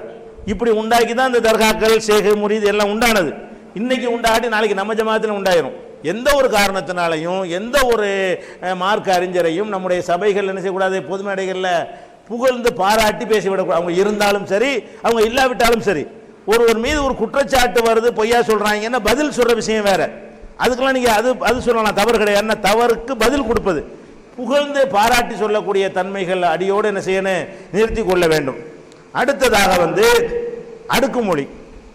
இந்த பேசக்கூடிய ஆளுக்கு என்ன செய்வாங்க, அடுக்குமொழினா என்ன? அடுக்குமொழி எப்போ வருதோ அப்பவே கருத்து நாசமா போயிடும். வண்ணமான எண்ணமான சின்னமானமா என்ன பார்த்தா கேட்க நல்லா இருக்கு, என்னடா சொன்னா ஒன்றும் இருக்காது. இது எதுக்கு இந்த மாதிரியான இதுல என்ன நன்மை இருக்கு? இதனால ஒன்றும் கிடையாது. செய்திகளை சாதாரணமாக சொல்லிட்டு போகணுமே தவிர ஒரே மாதிரியான உச்சரிப்போட உள்ள ஒரே மாதிரியான அழுத்தத்தோட உள்ள சொற்களையா தேர்ந்தெடுத்து அதுக்கு மெனக்கடன் ரொம்ப மெனக்கட்டு அப்படி தயாரிக்கிறனால என்ன வரும், இவருக்கு மொழி அறிவு இருக்குன்னு மக்கள் வழங்கி கொள்வாங்களே தவிர மெசேஜ் வழங்க மாட்டாங்க. ஒரு மெசேஜ் உங்கள்கிட்ட இருந்து கிடைக்காது, எந்த பாடமோ படிப்பினையோ ஒன்றுமே இருக்காது. நல்ல ஆள், மொழியில் கெட்டிக்கார ஆள் தான்ப்பா அப்படின்னு போவான். திரும்பி போவோம், என்ன சொல்லிட்டு போவான், நல்ல மொழியா தமிழ் மொழி விளையாடுதுப்பா. இதுக்கா நீங்கள் பேசுனீங்க? இதுக்கு பேசுறதா இருந்தால் அதுக்குன்னு உள்ளவங்க இருக்காங்க, அதுக்கு உண்டு சபைகள் இருக்குது, அதில் அப்படி பேசிட்டு போயிடலாம். நமக்கு இந்த அடுக்குமொழிகள் பேசக்கூடிய நேரத்தில் மெசேஜ் இல்லாமல் போய்விடும், மெசேஜ் நாசமாக போய்விடும். அதை கவனத்தில் வைத்துக் கொள்ள வேண்டும். அதே மாதிரி ஒரு அர்த்தத்துக்கு பல சொற்கள் இருக்கும், அனைத்தையும் ஒரு இடத்துல போடக்கூடாது. ஒரு 2 போட்டுக்கலாம் அதிகபட்சமாக. மரியாதைக்குரிய, கண்ணியத்திற்குரிய, சிறப்புக்குரிய, தகுதிக்குரிய இப்படிலாம் போடணுமா? ஒரு மரியாதைக்குரியன்னா அது விட்டது. இன்னொன்று அவர் அரைமொழிக்கு இன்னொன்று சேர்த்துக்கலாம். சில ஆளுக்கு என்ன செய்வாங்க, ஒரு விஷயத்தையே 30-40 வார்த்தையே போடுவாங்க அந்த இடத்துல. இதனால என்ன நன்மை? ஒரு நன்மையும் கிடையாது. அடுக்குமொழிங்கிறது அந்த சொல்லுடைய நடைக்கு தகுந்தவாறு அமைக்கிறது. இது ஒரு கருத்து தரக்கூடியது. மரியாதை என்றாலும் கண்ணி என்றாலும் இதெல்லாம் ஒன்று தானே. கர்வம், திமுரு, பெருமை, ஆணவம் இப்படி எல்லாம் ஒன்று தான். இது ஒருத்தர் நினைச்சு போதும் சொல்லுவோம், ஒரு விஷயத்துக்கு பிடிச்சி சொல்றாரு அப்படின்னு அவருடைய பெருமை அதில் நிற்குமே தவிர மெசேஜ் என்ன பெருமை கூடாது சொல்ல வர்ற. பெருமை அடிப்பவர்களை அல்லாஹ் விரும்ப மாட்டான் அப்படின்னு சொல்றதுக்கு பதிலாக பெருமை அடிப்பவர்களை, ஆணவக்காரர்களை, அப்புறம் என்ன அகந்தை கொள்பவர்களை இப்படி ஒரு 100 சொல்லிட்டு அல்லாஹ் விரும்ப மாட்டான்னா என்ன செய்தி?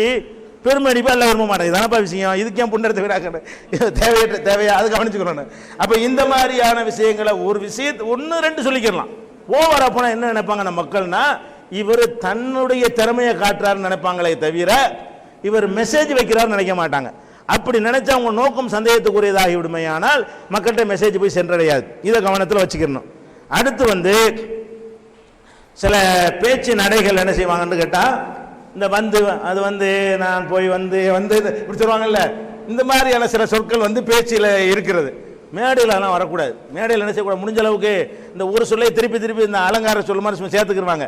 இந்த டிவியெல்லாம் நியூஸ் வாட்சா இந்த லைவ் பண்ணுறான்ல நேரடியாக வச்சு இந்த கேமராவில், அதில் என்ன செய்வாங்கன்னா, நீங்கள் பார்த்தீங்கன்னா உங்களுக்கு சன் டிவியை பார்த்தாலும் சரி, புதிய தலைமுறை பார்த்தாலும் சரி, அவன் என்ன செய்வாங்கன்னா பார்த்தீங்கன்னான்னு கேட்பான். அது இப்போ குடங்குளம் வந்தமா பார்த்தீங்கன்னா, ஒரு நாராயணசம்பந்தர் பார்த்தீங்கன்னாமா, இது புதுசாக உண்டாயிருக்கு இப்படி ஒரு நோய். எல்லாம் பார்த்தீங்கன்னா 30 தடவை சொல்கிறான் ஒவ்வொருத்தனும். எவனோ ஒருத்தன் ஆரம்பித்து வச்சது அப்படி நோய் மாதிரி பரவி இந்த டிவி வாசிக்கிற 50 பேர் என்ன வரேன் பார்த்தீங்கன்னா இந்த கேட்கும் அருவருப்பா வந்து செய்தியை விட இவன் எத்தனை பார்த்தீங்கன்னா சொல்றான், நம்ம கவனம் அப்படி போகுது.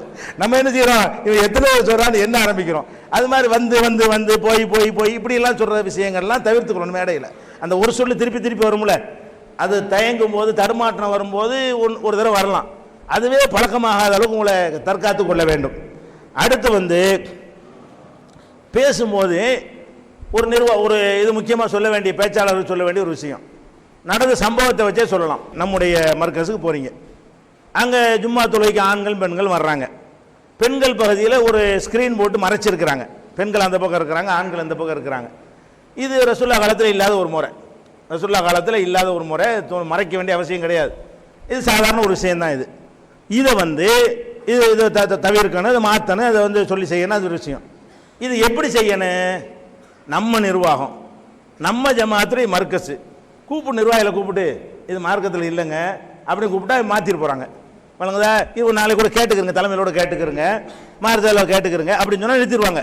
அங்கே நின்றுக்கிட்டு இதெல்லாம் சுண்ணத்துக்கு மாற்று. அங்கே நின்று நம்மளுக்கு சொன்னால் அதாவது சரி செய்ய கூடாத இடத்துல சொல்லலாம். சரி செய்கிற இடத்துல என்ன செய்யணும்? அந்த இடத்துல ஒரு தவறை கண்டிங்கன்னா அந்த ஆள்கிட்ட நிர்வாகி, நம்ம ஜமாத்து, நம்ம மாவட்ட தலைவர், நம்ம கிளை தலைவர் இருக்கிறாரு, சொன்னா மாத்திர போறாரு. அப்ப உங்களுடைய நோக்கம் என்னவா போயிருது? மாத்திர நோக்கம் இல்லை, நீங்க இதெல்லாம் தவறு செய்ய நான் தான் கண்டுபிடிக்கிற ஆள் மாதிரி அந்த நோக்கம் அதுல வந்துருமே தவிர இது எப்படி செய்யணும்? மக்கள் நினைப்பாங்க இவங்களுக்குள்ளேயே பல விஷயங்கள் இருக்கும் போல இருக்க, இவன் சரின்னு செய்யறது இவன் சரியில்லைங்கிறானே. அவங்க விளங்காம தான் அப்படி செய்யறாங்க. அல்லது விளங்கி கூட அந்த பெண்கள் வந்து எதிர்ப்பு தெரிவிச்சதுனாலும் செஞ்சிருப்பாங்க. எங்களுக்கு அது விருப்பம் இல்லை, நாங்கள் ஆண்கள் எங்களை பார்க்குற மாதிரி இருக்குன்னு நினைச்ச கூட அவங்க என்ன செய்கிறாங்க, அப்படி கூட செஞ்சுருப்பாங்க. அப்போ அதுக்கு தகுந்த மாதிரி அவங்களுக்கு புரிய வச்சு அழகான முறையில் மார்க்கத்தில் இருக்குது அதை சொல்லும்போது எப்படி சொல்லலாம்? நிர்வாகம் இப்படி போட்டிருக்குன்னா உங்களை வந்து ஆதரிச்சதை போடலை, நீங்கள் எல்லாம் விரும்புகிற காரணத்தை போட்டிருக்கு, ஆனால் மார்க்கத்தில் அப்படி இல்லை, அப்படியாவது பேசணும். இப்போ நிர்வாகத்தை கண்டித்து பெரிய தவறு செய்து விட்டார்கள், இது என்ன தௌஹீத் மர்கஸ் தானா, இது ஆச்சரியம் அப்படிலாம் சொன்னால் என்ன ஆயிரும்? இதெல்லாம் பேச்சாளருக்கு அழகு கிடையாது. சிம்பிளாக சரி, நம்ம ஜமாத்தில் உள்ள எந்த குறையாக இருந்தாலும் சரி செய்கிற ஜமாத்தா இல்லையா, குர்ஆனுக்கு மாற்றமாக இருந்தால் திருத்திக்கிறோமா இல்லையா, அப்படியான மர்கஸ்கள் தன்னை விளங்காமல் சில ஊர்களில் ஒன்று ரெண்டு செஞ்சாங்கன்னா பேச்சாளர்கள் இருக்கக்கூடியவர்கள் வந்து அவங்கள சந்தித்து சொல்லி நாளைக்கு நீங்கள் மாற்றிக்கிறீங்கன்னா அழகாக மாறுற மக்களுக்கு என்னவாயிரும்? ஒரு தெளிவான குழப்பமற்ற ஒரு நிலை உண்டாகி போயிடும். இப்படி பேசினா என்னவாயிரும்? அங்கனுக்குள்ளே ரெண்டு குரூப்பாக பெண்களில் பாதி பேர் போடு பாதி பேர் போடாது நாக்கி ரெண்டு ஜமா உடஞ்சி போய் அடிச்சுக்கிட்டு போகிற அளவுக்கு வந்துடும். அதில் கவனம் செலுத்தி கொண்டு இந்த மாதிரி விஷயங்களை பொதுவாக வச்சிடக்கூடாது. அடுத்து வந்து உள்ளடக்கம் தயாரிக்க, பேச்சுக்கு தலைப்பு தயாரிக்கிறோம் இல்லையா, தலைப்பு தயாரிக்கும் பொழுது நிறைய விஷயங்களை நீங்கள் தயாரிச்சிங்கன்னு சொன்னால் யாபத்தில் வச்சுக்கிற முடியாது. அதுக்கு நீங்கள் என்ன செய்யணும்னு கேட்டால், நீங்கள் எடுக்கிற எந்த ஒரு தலைப்பையும் பல உள் தலைப்புகளாக ஆக்கிக்கிறணும். ஒரு தலைப்பை என்ன செய்யணும்னு கேட்டால், தொழுகைன்னு எடுத்துக்கிட்டீங்கன்னா தொழுகையில் பல விஷயம் இருக்குது.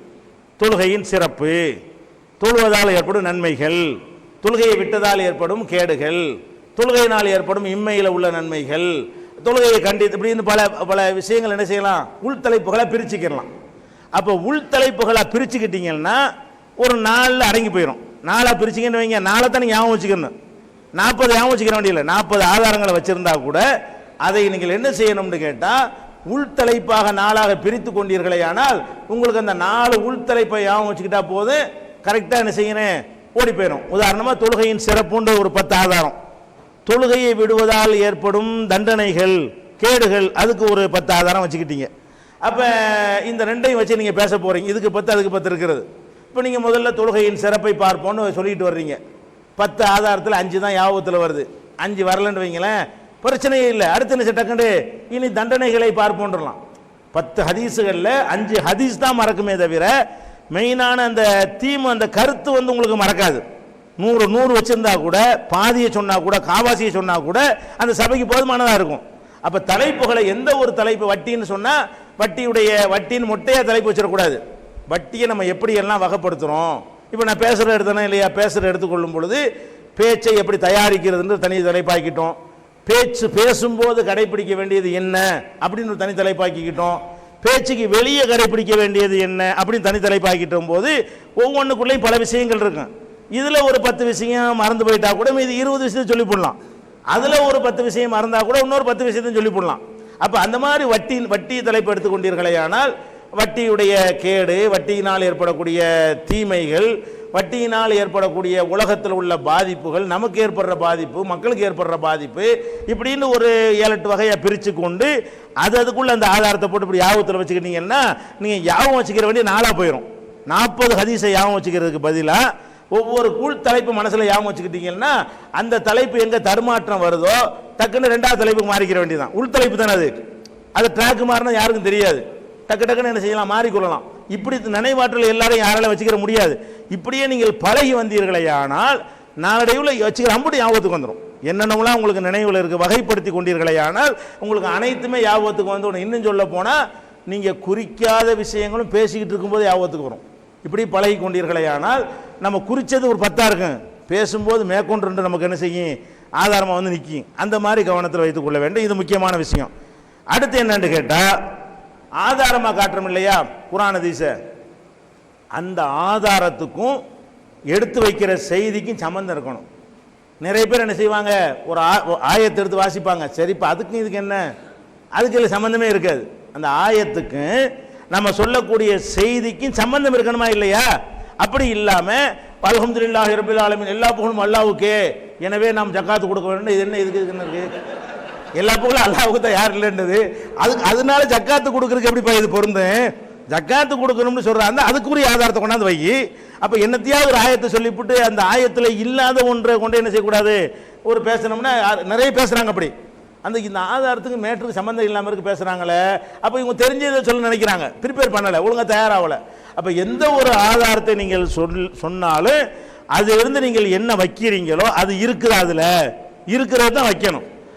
அப்போனா வைக்கிறதுக்கு தகுந்த மாதிரி தேடணும். என்ன கருத்தை நீங்கள் வைக்கிறீர்களோ அந்த கருத்தை இந்த ஆயத்து தருமா, அந்த கருத்துக்குரிய ஆயத்து எது, அந்த கருத்துக்குரிய ஹதீஸ் எதுன்னு தேடி அது மேட்ச் ஆகுதான்னு பார்த்து என்ன செய்யணும், உள்ளடக்கம் தயாரிக்கக்கூடியவர்கள் அதை கவனத்தில் வைத்துக் கொள்ள வேண்டும். அடுத்து என்னன்னு கேட்டால், நம்ம நிறைய படிக்கணும்.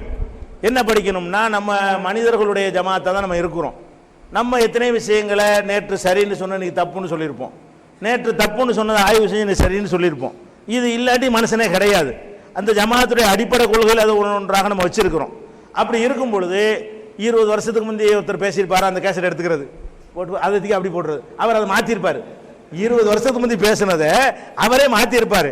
அப்போ என்ன செய்யணும்னு கேட்டால், என்னென்ன விஷயங்கள் ஜமாத்தில் உங்களுக்கு சொல்லி தவறு என்று சுட்டி காட்டப்பட்டியோ அல்லது நம்மளே ஆய்வு பண்ணியோ மாற்றிருக்கிறோம், அந்த விஷயங்களை அப்டேட்டாக என்ன செய்யணும், நீங்கள் தெரிஞ்சு தகவல் தொடர்பில் இருந்து கொண்டே இருக்கணும்.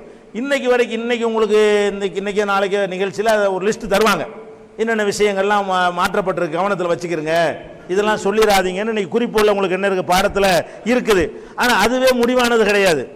இன்னும் 10 கூட நாளைக்கு என்ன செய்யும், அது மாறும், திருத்த வேண்டிய வரும். அதனால எந்த விஷயங்கள் ஏற்கனவே சொல்லி மாற்றி இருக்கிறாங்க, இதை தாயா நீங்கள் இருக்கிறீங்க, பொதுமக்கள் மாதிரி நீங்கள் இருக்க முடியாது. அப்போ என்னென்ன விஷயங்கள் மாற்றப்பட்டிருக்குங்கிற விஷயங்களை நெட்டில் பார்த்தீங்கன்னா நீ தெரிஞ்சுக்கலாம், ஏகத்துவம் பத்திரிகையில் தெரிஞ்சுக்கலாம், தீன்குண பெண்மணியில் தெரிஞ்சுக்கலாம். அப்போ இதெல்லாம் நம்ம முதல்ல சொன்ன மாற்றிட்டோமே, என்னத்தினால மாற்றணும் அதையும் தெரிஞ்சு வச்சுக்கிறணும். அப்போ அந்த விஷயங்களை தெரிந்து கொண்டு அதை மைனஸ் பண்ணிக்கிறணும் பேசும்பொழுது. எத்தனை விஷயங்களை சைகான ஹதீஸ்னு பேசியிருப்பீங்க, அது லைஃபான ஹதீஸாக இருக்கும், அது லைஃப்னு சொன்னது உங்களுக்கு கவனத்துக்கு வராமல் இருக்கும், பேசி விட்டுறக்கூடாது. அப்பப்போ ஃப்ரெஷ்ஷாக தேடிக்கொண்டே இருக்கணும். ஏதோ ஒரு தடவை ஒரு 10 நாளைக்கு ஒரு மாதம் ட்ரைனிங் கொடுத்துருப்பாங்க, அன்னைக்கு சில குறிப்பு உங்களுக்கு தந்திருப்பாங்க, அது காலத்துக்கு வச்சுக்கிட்டு அசை போட்டிங்கன்னு வைங்க, அது நிற்க முடியாது. நிறைய விஷயங்கள் நீங்களே தப்பாக சொன்ன மாதிரிலாம் வந்துடும். அதை கவனத்தில் வைத்துக் கொள்ள வேண்டும். இது முக்கியமான ஒரு விஷயம். அடுத்து நம்ம அங்கீகா குர்ஆன் ஹதீஸ் தான் அடிப்படை என்ற கொள்கையில் உள்ள நம்ம வெளியிடக்கூடிய நூல்கள் இருக்கு இல்லையா, நம்ம ஜமாத் அறிஞர்கள் அதுகளில் உள்ளதை நீங்கள் முடிஞ்ச அளவுக்கு ஆய்வு செஞ்சு பண்ணுறதுனால எடுத்துக்கொள்ளலாம். ஆனால் நீங்கள் எல்லா நூல்களையும் எடுத்துக்கொண்டு சஹாபாக்கள் வரலாறுன்னு பேசி போடுறாரு, எங்கே இருக்குன்னு கேட்டால் அந்த ஜமாத் இஸ்லாமியில் போட்டாங்க புஸ்தகம், அதில் படித்தேன். அவன் தான் ஆதாரம் உள்ளதையும் போடுவான், ஆதாரம் இல்லாதையும் போடுவான். அவனே சொல்லலை குர்ஆன் ஹதீஸை மட்டும்தான் போடுவோம். அதை ஏன்பா நீ பேசுன? அப்போ நீங்கள் ஆதாரமாக எடுத்துக்கொள்ளக்கூடியதெல்லாம் என்னவா இருக்கணும்னு கேட்டால், நம்ம அதாவது குர்ஆன்லேருந்து ஆதாரமாக எடுத்துக்கொள்ளுங்கள். ஹதீஸுகள் நம்ம வெளியிடாவிட்டாலும் ஹதீஸுடைய தமிழாக்கம் வந்திருக்கிறது, அது ஹதீஸுடைய தமிழாக்கம் தான், அதை நீங்கள் என்ன செய்யலாம், ஆதாரமாக எடுத்துக்கொள்ளலாம். அதில் ஏதாவது தப்பு தவறாக மொழிபெயர்த்து இருந்தாங்கன்னா அப்போ சுட்டி காட்டினா மாற்றிக்கிடலாம், அதை நீங்கள் எடுத்து ஆதாரமாக கொள்ளலாம். அது மாதிரி நம்ம ஜமாத்துடைய அறிஞர்கள் வெளியிடக்கூடிய நூல்களாக இருந்தால் ஆய்வு செஞ்சால் என்ன செய்கிறோம், வெளியிடுகிறோம், அதை நீங்கள் எடுத்துக்கொள்ளலாம்.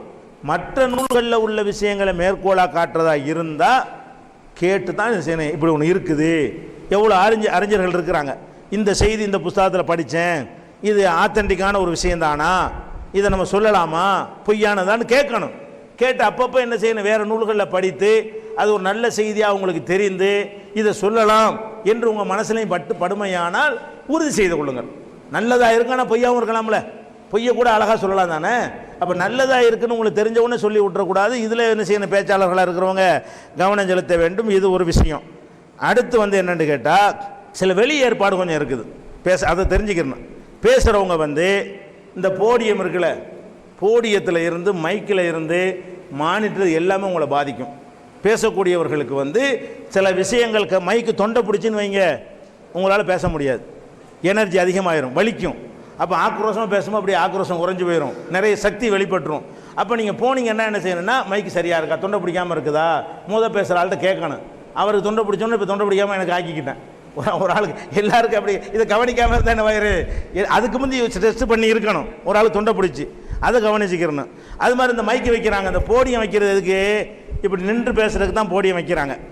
இப்படி வைக்கிறாங்களா, இப்போ நான் அங்கிட்டு போகிறேன்னு சொல்கிறீங்கல்ல, அதுக்கெல்லாம் காரணம் என்னன்னு கேட்டால் இந்த மைக்கு அமைப்பு தான். இந்த மைக்கு இப்போ வாய்க்கிட்ட வருதுல்ல, நம்ம இதில் ஒட்டிக்கிட்டு நின்றாலும் இங்கே இருக்கணும் மைக்கு. இப்படி இருக்குன்னு வைங்களேன், இப்போ நான் அங்கிட்டு போக மாட்டேன், இப்படி இருக்குன்னு வைங்களேன், இதில் நான் ஒட்ட முடியலை. அப்போ இந்த பக்கம் இப்படி வர வேண்டியிருக்கு, இப்படி வர வேண்டி இருக்குது. இந்த மைக்குடைய டிஸ்டன்ஸ் கூட எப்படி இருக்குன்னு, நீங்கள் அப்படி இது போடியத்தை ஒட்டி நின்றீங்கன்னு சொன்னால் இப்படி தான் இருக்கணும். இதை ஒட்டி நிற்கிறோம்ல, இதை ஒட்டி நின்றால் வாயில் அடிக்கக்கூடாது. இது என்னையை தள்ளுனுச்சுன்னா நான் இங்கே நவன்றுவேன். நவலும் என்னவாக, இப்படி தானே வரணும், இப்படி தானே நவர வேண்டியிருக்கு. இப்படி இருந்தால் நவர மாட்டேன், பிடிச்சிக்கிட்டு இருக்கிறதுனால நேராக பேசிக்கிட்டே இருக்கலாம். அந்த மைக்கெல்லாம் கூட ஒரு விஷயத்தை தீர்மானிக்கிற சொல்கிறேன். இது மாதிரியான விஷயங்கள்ல எல்லாம் நீங்கள் கவனம் செலுத்தணும். மைக்கில் எர்த்து போட்டிருக்காங்களா, எர்த்து போடலைன்னாலும் சாக்கடிக்கும். இது போதுமான ஆம்ஸ் இல்லாமல் கூட குறை இருந்தால் கூட என்ன செய்யும், மைக்கு தொண்டையை பிடிக்கும். அதுபோக இருக்கிற அரங்கங்களில் எக்கோ அடிக்கிற மாதிரியான மண்டபங்களில் பேச்சு எடுபடாது, ஊன்னு கேட்கும். உங்கள் பேச்சே உங்களுக்கு விளங்காது, அதில் நீங்கள் கவனம் செலுத்த வேண்டியிருக்கும். அது மாதிரி என்ன செய்யணுன்னு கேட்டால், மானிட்டர் இருக்கு இல்லையா, நம்ம பேசுகிறோம், நம்ம பேசுகிற பேச்சு நமக்கு ரிப்ளை ஆகி வர்றதில்ல, அதை வச்சு பேச்சு நல்லா அமையும் யாருக்குமே. நீங்கள் பேசுகிற பேச்சு உங்களுக்கு எப்படி கேட்குது, அவங்களுக்கு கேட்குது மக்களுக்கு, உங்களுக்கு எப்படி கேட்குதுன்னு தெரியணுமா இல்லையா. இந்த மாதிரி ஸ்டேஜில் என்ன செய்யணும், ஒரு ஸ்பீக்கர் வைக்கணும். ஸ்பீக்கர் அங்கே வைக்கிற மாதிரி என்ன செய்யணும், அதுக்கு பேர் மானிட்டர்னு சொல்லுவாங்க. ஸ்பீக்கர் வச்சு அதன் வழியாக அவங்களுக்கு வரணும். அப்போ என்ன ஆண்டா ரெண்டு நன்மை கிடைக்கும். பேசுறது உங்களுக்கே அதை நல்லா ஒரு எடுத்து தரும் பொழுது ஒரு ஆக்ரோஷமும் ஆர்வமும் வரும். ரெண்டாவது உங்களுடைய எனர்ஜி கம்மியாகும். நீங்கள் விலங்குலன்னு ரொம்ப கத்த தேவையில்லை, சாதாரணமாக பேசும் பொழுது அதுலேருந்து நல்ல சவுண்டாக வருதா, அப்போ நீங்கள் ஒரே அளவுக்கு எனர்ஜியை செலவழிச்சிட்டு இருப்பீங்க.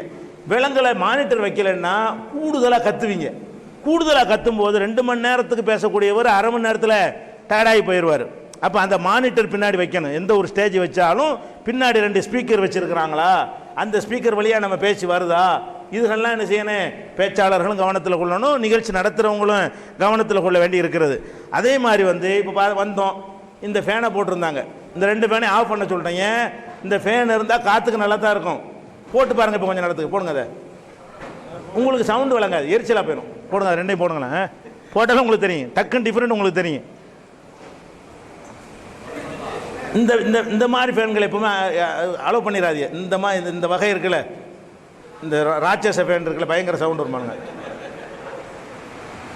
அதையும் போட்டு விட்டால் பயங்கரமாக போயிடும் சவுண்டு, அதையும் போட்டு விட்காடுங்க. தெரியணும்ல உங்களுக்கு எதெல்லாம் கவனிக்கணும்னு பேசும் பொழுது இதெல்லாம் இருந்துச்சுன்னு வைங்களேன், உங்களுக்கு பேச்சு எரிச்சலாகும், மக்களுக்கும் எரிச்சலாகும். பேச்சு மட்டும் உங்களுக்கு விளங்கணும், இதுவும் சேர்ந்து விளங்கக்கூடாது. பேச்சோட சேர்ந்து உயின்னுக்கிட்டு பேச்சு வந்தால் அவனுக்கு அந்த பேச்சில் எரிச்ச தான் வரும். அப்போ நம்ம பேச்சில் அந்த காற்றை விட எது முக்கியம், நமக்கு செய்தி கரெக்டாக போகணுங்கிறதுனால இப்போ 2 சவுண்டு வந்தோன்னு பாருங்கள் எப்படி இருக்குண்டு. நான் நான் ஆஃப் பண்ண சொன்னேன், ஏன்னு கேட்டால் போட்டி இல்லாத அதையும் எல்லாத்தையும் போடுங்க, அதையும் போட்டு 2ஐயும் போட்டால் தான் தெரியும் உங்களுக்கு. எதுக்குன்னா இதெல்லாம் நீங்கள் கவனிக்கணும், பேச்சு இதெல்லாம் பாதிக்குங்கிறத கொஞ்சம் இதுக்கப்புறம் நான் பேசுகிற கவனிங்க எப்படி இருக்குன்னு பாருங்கள். இப்போ